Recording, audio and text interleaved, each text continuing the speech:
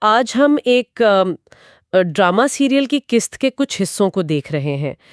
کہانی ایک ایسی عورت کی ہے جسے سب مردہ سمجھ بیٹھے تھے، جی مگر وہ واپس آئی ہے، اپنے بچے کو واپس لینے اور بدلہ لینے بھی۔ بالکل۔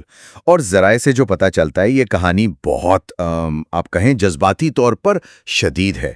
ایک کردار جو نہ صرف بچے سے دور ہے بلکہ اپنی شناخت بھی چھپا رہی ہے، اچھا، اور اس کا سامنا ان لوگوں سے ہے جنہیں وہ سمجھتی ہے کہ انہوں نے اس کے ساتھ بہت ظلم کیا ہے۔ آئیے اس پر تھوڑی بات کرتے ہیں۔ تو کہانی شروع ہوتی ہے اس کے بدلے کے ارادے سے۔ وہ کہتی ہے کہ بچہ واپس چاہیے اور اس کے لیے وہ قتل تک کر سکتی ہے۔ اوہ، کافی سخت موقف ہے۔ ہاں، اور کوئی ڈیڈ نامی کردار ہے جو مدد کا وعدہ کر رہا ہے۔ اچھا، یہ ڈیڈ کون ہے؟ یہ بھی ایک سوالیہ نشان ہے۔ لیکن آپ دیکھیں اس میں ایک اور بات سامنے آتی ہے۔ پتہ چلتا ہے کہ اس کی ایک دوست تھی نوری، بہن جیسی۔ اچھا، وہ بھی اسی گھر میں ملازمہ تھی اور وہ بھی اسی واقعے میں ماری گئی۔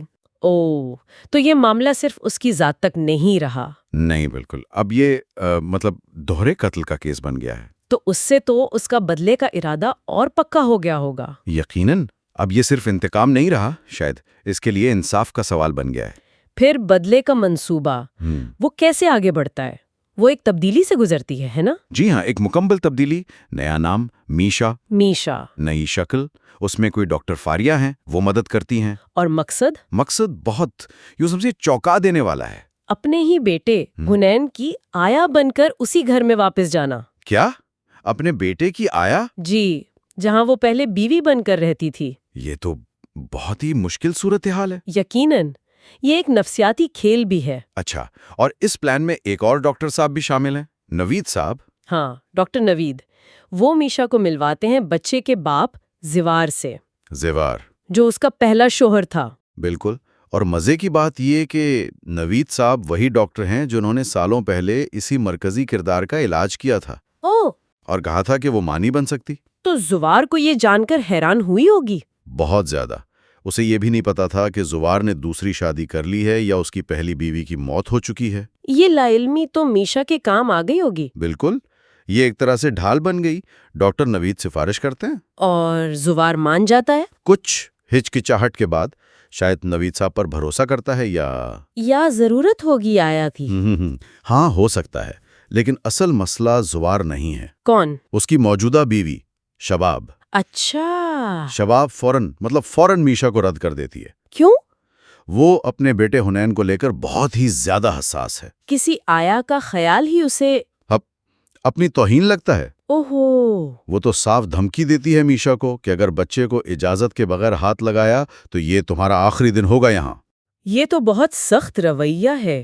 یہ صرف ماں کی ممتا ہے یا کچھ اور بھی ہے؟ کہہ سکتے ہیں شاید اپنی جگہ کا کنٹرول یا شاید کوئی انجانا خوف۔ تو اب میشا اس گھر میں ہے، اپنے بیٹے کے قریب؟ جی، قریب تو ہے، مگر ایک ملازمہ کے طور پر۔ اور شباب کی نظروں میں؟ ہر وقت شک اور دشمنی کی نظروں میں۔ یہ کیسی اذیت ہوگی، اپنے بچے کو دیکھنا پر ماں نہ کہہ سکنا۔ یہی تو ڈرامہ ہے۔ وہ خود کہتی ہے پہلے اسی گھر میں بیوی تھی، اب آیا تو صورتحال یہ ہے کہ وہ دشمن کے گڑھ میں ہے، ایک جھوٹی شناخت کے ساتھ۔ ہر لمحہ خطرہ۔ بالکل، راز کھلنے کا ڈر، بیٹے کی تڑپ اور بدلے کی آگ۔ جی، تو اب سوال یہ ہے کہ یہ سب کیسے نبھے گا؟ وہی تو، ایک طرف ماں کی محبت ہے، دوسری طرف انتقام کا جذبہ۔ صحیح، اور یہ ذرائع ہمیں سوچنے پر مجبور کرتے ہیں کہ جب کوئی اپنی شناخت مٹا کر جیتا ہے، اپنے ہی بچے کے سامنے اجنبی بن کر، تو کیا چیز حاوی ہوتی ہے، انتقام یا ممتا؟